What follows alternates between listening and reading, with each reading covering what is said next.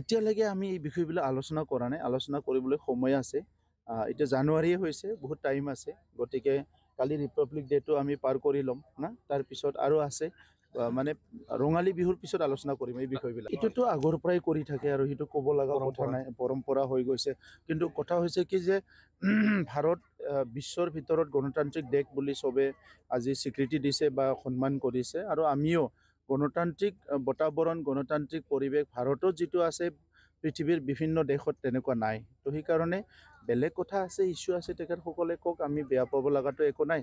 কিন্তু কথাটো হৈছে কি যে এই যে ৰিপাব্লিক ডে, এইটো যে সদায় বাধা দি আহে, এইটো অতি দুৰ্ভাগ্যজনক কথা বুলি মই ভাবোঁ। মোক যোৱা পৰহি মই এইটো খবৰটো পাইছোঁ, আৰু অহাকালি দিনটো যাওক, পৰহি মই আলোচনা কৰিম ফৰেষ্ট CMৰ লগত। এতিয়ালৈকে আমি এই বিষয়বিলাক আলোচনা কৰা নাই, আলোচনা কৰিবলৈ সময় আছে। এতিয়া জানুৱাৰীয়ে হৈছে, বহুত টাইম আছে। গতিকে কালি ৰিপাব্লিক ডেটো আমি পাৰ কৰি ল'ম না, তাৰপিছত আৰু আছে মানে ৰঙালী বিহুৰ পিছত আলোচনা কৰিম এই বিষয়বিলাক। এইটোতো আগৰ পৰাই কৰি থাকে আৰু সেইটো ক'ব লগা কথা নাই, পৰম্পৰা হৈ গৈছে। কিন্তু কথা হৈছে কি যে ভাৰত বিশ্বৰ ভিতৰত গণতান্ত্ৰিক দেশ বুলি চবে আজি স্বীকৃতি দিছে বা সন্মান কৰিছে, আৰু আমিও গণতান্ত্ৰিক বাতাবৰণ, গণতান্ত্ৰিক পৰিৱেশ ভাৰতত যিটো আছে পৃথিৱীৰ বিভিন্ন দেশত তেনেকুৱা নাই। তো সেইকাৰণে বেলেগ কথা আছে, ইছ্যু আছে, তেখেতসকলে কওক, আমি বেয়া পাব লগাটো একো নাই। কিন্তু কথাটো হৈছে কি যে এই যে ৰিপাব্লিক ডে, এইটো যে সদায় বাধা দি আহে, এইটো অতি দুৰ্ভাগ্যজনক কথা বুলি মই ভাবোঁ। মোক যোৱা পৰহি মই এইটো খবৰটো পাইছোঁ, আৰু অহাকালি দিনটো যাওক, পৰহি মই আলোচনা কৰিম ফৰেষ্ট CMৰ লগত। এতিয়ালৈকে আমি এই বিষয়বিলাক আলোচনা কৰা নাই, আলোচনা কৰিবলৈ সময় আছে। এতিয়া জানুৱাৰীয়ে হৈছে, বহুত টাইম আছে। গতিকে কালি ৰিপাব্লিক ডেটো আমি পাৰ কৰি ল'ম না, তাৰপিছত আৰু আছে মানে ৰঙালী বিহুৰ পিছত আলোচনা কৰিম এই বিষয়বিলাক। এইটোতো আগৰ পৰাই কৰি থাকে আৰু সেইটো ক'ব লগা কথা নাই, পৰম্পৰা হৈ গৈছে।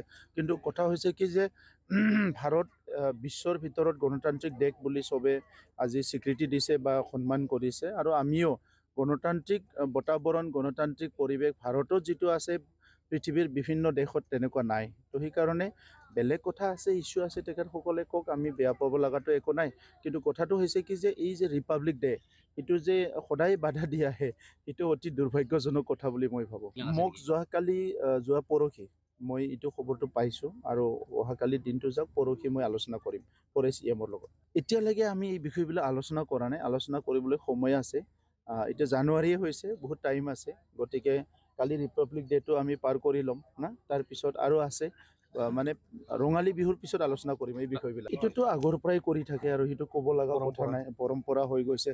কিন্তু কথা হৈছে কি যে ভাৰত বিশ্বৰ ভিতৰত গণতান্ত্ৰিক দেশ বুলি চবে আজি স্বীকৃতি দিছে বা সন্মান কৰিছে, আৰু আমিও গণতান্ত্ৰিক বাতাবৰণ, গণতান্ত্ৰিক পৰিৱেশ ভাৰতত যিটো আছে পৃথিৱীৰ বিভিন্ন দেশত তেনেকুৱা নাই। তো সেইকাৰণে বেলেগ কথা আছে, ইছ্যু আছে, তেখেতসকলে কওক, আমি বেয়া পাব লগাটো একো নাই। কিন্তু কথাটো হৈছে কি যে এই যে ৰিপাব্লিক ডে, এইটো যে সদায় বাধা দি আহে, এইটো অতি দুৰ্ভাগ্যজনক কথা বুলি মই ভাবোঁ। মোক যোৱা পৰহি মই এইটো খবৰটো পাইছোঁ, আৰু অহাকালি দিনটো যাওক, পৰহি মই আলোচনা কৰিম ফৰেষ্ট CMৰ লগত।